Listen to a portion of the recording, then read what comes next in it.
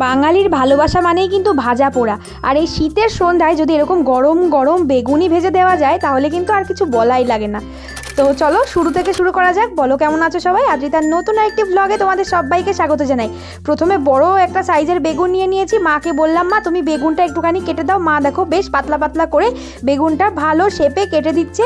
আর তারপরে বেগুনটা কাটা হয়ে গেলে খুব সুন্দর করে বেগুনি করব। এটা কিন্তু করতে একদমই সময় লাগে না, খুব চটজলদি বাড়িতে বানানো যায়। আর যাকে দেবে সে কিন্তু খেয়ে পাগল হয়ে যাবে, কারণ এটা খেতে ভারী ভালো লাগে।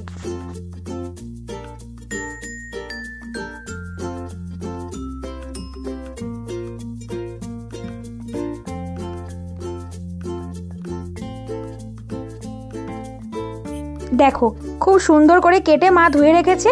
এবার আমি এই সাইডে বেশ অনেকটা পরিমাণ বেসন নিয়ে নেব, যতটুকু লাগবে আর কি। আর মধ্যে নিয়ে নিচ্ছি একটুখানি চালের গুঁড়ো। চালের গুঁড়ো দিলে বেশ ক্রিস্পি ভাবটা হয়। এবার এর মধ্যে একটুখানি শুকনো লঙ্কার গুঁড়ো দিয়ে নিচ্ছি। আর এবার এর মধ্যে স্বাদ মতো নুন দিয়ে নেব। তোমরা পরিমাণ অনুযায়ী কিন্তু নুনটা দেবে। এবার একটুখানি হলুদ দিয়ে দেব। এবার সামান্য একটুখানি টেস্টটাকে ব্যালেন্স করার জন্য হালকা একটু চিনি দিয়ে দেব। দিয়ে এটাকে ভালো করে প্রত্যেকটা ইনগ্রিডিয়েন্টস ভালো করে মিশিয়ে নেব।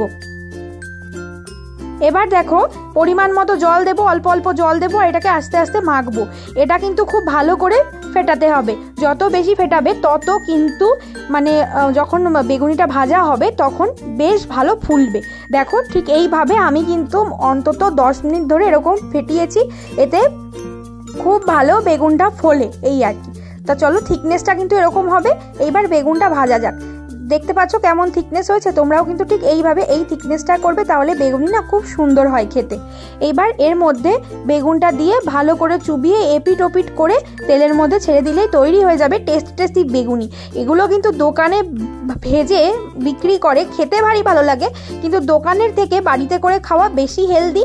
দোকানে কি তেল দেয়, কি কখনের মানে এই বেসনটা মাখা থাকে তার ঠিক নেই।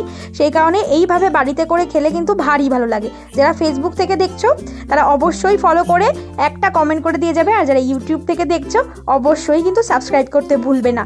আমার ইউটিউব অ্যান্ড ফেসবুক দুটোরই চ্যানেল কিন্তু নাম লাভ কাপল আড্ডাদীপ। তোমরা যারা যারা দেখবে তারা অবশ্যই কিন্তু সাথে থাকবে, সাপোর্ট করবে। এবার বেগুনগুলো দেখো আস্তে আস্তে কিন্তু ফুলে উঠছে, খুব সুন্দরভাবে ফুলছে। বেগুনগুলো আস্তে আস্তে এভাবে ভেজে নিতে হবে।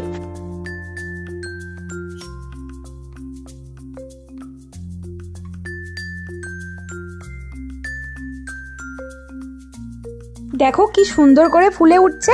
যেরকম ফুল ছিল সেরকম ক্রিস্পি হয়েছিল, সেরকম খেতেও ভারী ভালো লাগছিল। চলো এবার ভাজা হয়ে গেছে, তুলে একটা প্লেটের মধ্যে নিয়ে নিই। আর তারপরে খেয়ে নেব চটাপট করে বেগুনি। খেতে খুব ভালো লেগেছিল গরম গরম বেগুনি। তোমরা কারা কারা করলে কমেন্ট করে জানিও। সবাই ভালো থেকো, সবাইকে টাটা।